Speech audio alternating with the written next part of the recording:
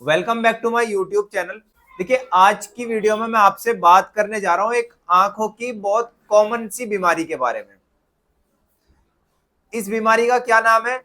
कुछ लोग तो इसे गुहेरी के नाम से जानते हैं, कुछ लोग इसे अंजनियारी कहते हैं, लेकिन मेडिकल में इसका एक स्पेसिफिक नाम है जिसका नाम है स्टाई या हॉर्डियोलम। देखिए, हॉर्डियोलम स्टाई दोनों एक ही हैं, दोनों सिमिलर हैं। देखिए क्या होता है इसके अंदर, हमारी आंख के अंदर ऊपर एक पलक होती है और उसके ऊपर छोटे छोटे बाल होते हैं जिन्हें हम लैशेस कहते हैं। उन लैशेस के अंदर, उन फॉलिकल के अंदर एक छोटा सा बम्प बन जाना, छोटा सा पिंपल आ जाना, जिसे हम टेंडर रेड बम्प कहते हैं।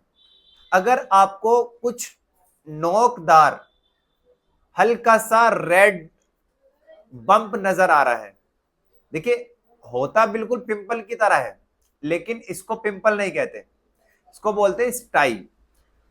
अगर ऐसा कुछ आपको नजर आ रहा है जैसा इस आप फोटो में देख सकते हैं, तो उसको हम अंजनियारी, गुहेरी, स्टाई या हॉर्डियोलम कह देते हैं। अब आखिर देखिए ये ऐसा होता क्यों है? ये होता है बैक्टीरियल इन्फेक्शन की वजह से। अब बैक्टीरियल इन्फेक्शन कैसे हो गया?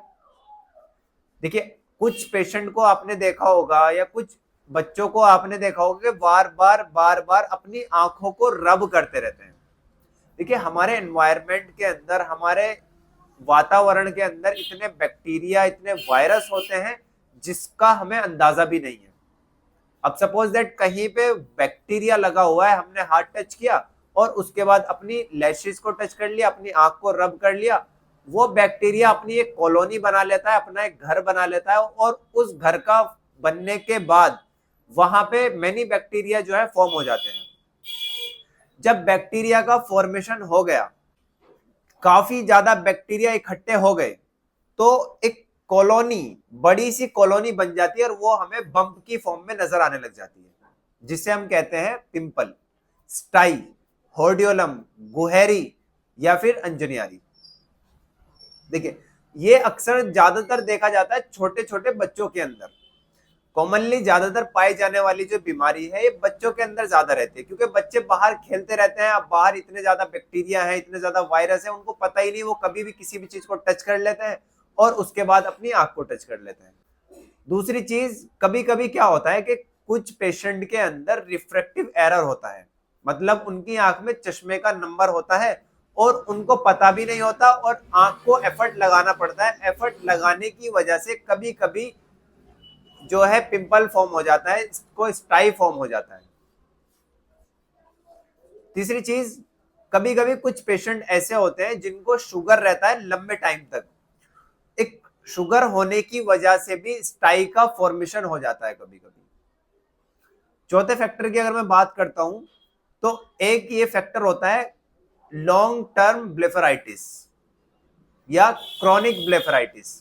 जिसको क्रॉनिक ब्लेफराइटिस है, मतलब जिसकी आंख में लंबे समय तक पपड़ी है, जमी हुई रही है, जिसकी आंख में काफी टाइम से ब्लेफराइटिस था, आंखों के अंदर पपड़ी थी, पलकों के ऊपर पपड़ी थी और वो नहीं हट रही है, तो इसकी वजह से भी कभी कभी क्या होता है कि आंख के अंदर स्टाई का फॉर्मेशन हो जाता है। देखिए, अगर आपको ब्लेफराइटिस के बारे में नहीं पता है, मैंने लिंक नीचे डिस्क्रिप्शन में डाल दिया है, आप मेरी इस वीडियो को जाके देख सकते हैं जिसमें मैंने डिटेल में ब्लेफराइटिस के बारे में बताया है।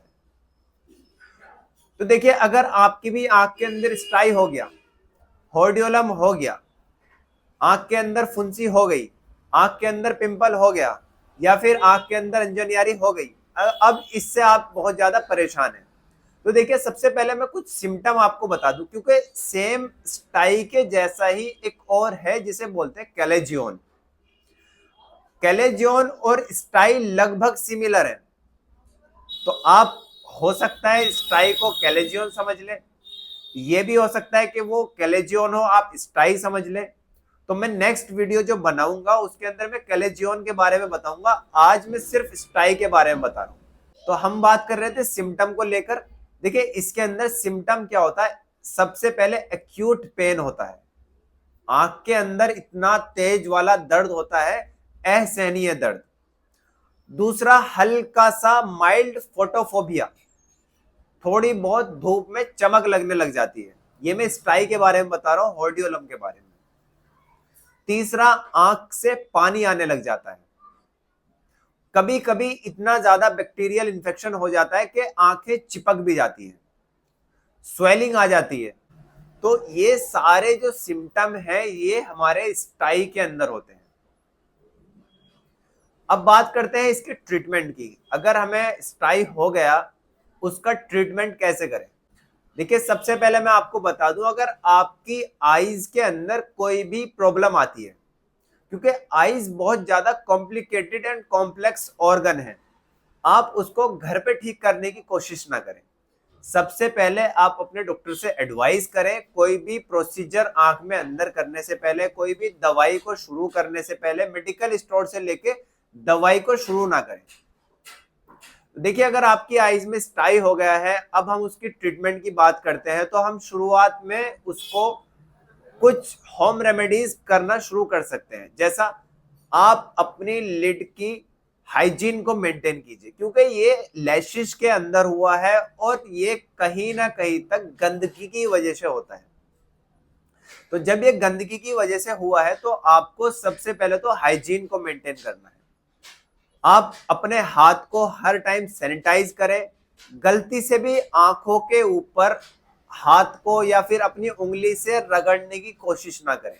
दूसरी चीज, आप उसको जितना ज्यादा हो सकता है उसको हॉट फर्मेंटेशन दें। मतलब जितना ज्यादा आप कर सकते हैं उसकी गर्म सिकाई करें। सिकाई आप कैसे भी कर सकते हैं। कपड़े को प्रेस से गर्म करके आंख के ऊपर लगा सकते हैं, कपड़े को तवे के ऊपर गर्म करके आंख पे लगा सकते हैं, या फिर कपड़े को आप हल्का सा पानी के अंदर गर्म करके भी आंख के ऊपर लगा सकते हैं। लेकिन जो भी आप कपड़ा यूज करें, जो भी आप कॉटन यूज करें, वो बिल्कुल नीट एंड क्लीन होना चाहिए, क्योंकि ऐसा हो सकता है कि जो कपड़ा आप यूज कर रहे हैं वो कपड़े में ही इन्फेक्शन हो। दूसरी चीज, कुछ इसके अंदर एंटीबायोटिक्स आई ड्रॉप्स का भी यूज करना होता है, वो आप यूज ना कीजिए। उसके लिए आप अपने डॉक्टर छोड़ दीजिए, जैसा डॉक्टर प्रिस्क्राइब करेंगे आप उस ट्रीटमेंट को शुरू कर लीजिए। डॉक्टर को ज्यादातर कभी कभी एंटीबायोटिक्स का यूज करना होता है ऑप की फॉर्म में, कभी कभी कुछ ऑइंटमेंट को भी देना पड़ जाता है। दूसरी चीज, कभी ये ज्यादा अगर हो जाती है तो सिस्टेमिक मतलब ओरली एंटीबायोटिक्स का भी यूज करना होता है। मेनली देखो, बैक्टीरिया को कभी भी अगर हमें डिस्ट्रॉय करना है, बैक्टीरिया की कॉलोनी को तोड़ना है, तो उसको हमें एंटीबायोटिक्स का ही यूज करना होता है। अगर बैक्टीरिया की कॉलोनी बन जाती है तो वहां पे ब्लड फ्लो कम हो जाता है। जब ब्लड फ्लो कम हो गया तो वहां पे पस का फॉर्मेशन होने लग जाता है। तो हम क्या करते हैं कि उसको हीट देकर, हीट देने की वजह से क्या होता है कि जो ब्लड है उसका फ्लो बढ़ जाता है, और ब्लड का जब फ्लो बढ़ेगा तो जहां पर वो ओपनिंग है वो बाहर खुलने की कोशिश करेगी। उस ओपनिंग खुलने की वजह से हमारा जो बैक्टीरिया है वो किल हो जाएंगे और हमारा इजीली ब्लड का फ्लो बढ़ने लग जाएगा। तो मैं आशा करता हूं आपको ये मेरी वीडियो अच्छी लगी होगी। अगर अच्छी लगी हो तो लाइक करें, शेयर करें एंड सब्सक्राइब करना बिल्कुल भी ना भूलें। आपकी कुछ भी क्वेरी हो आप मुझे कमेंट बॉक्स में कमेंट कर सकते हैं। Thanks for watching my videos.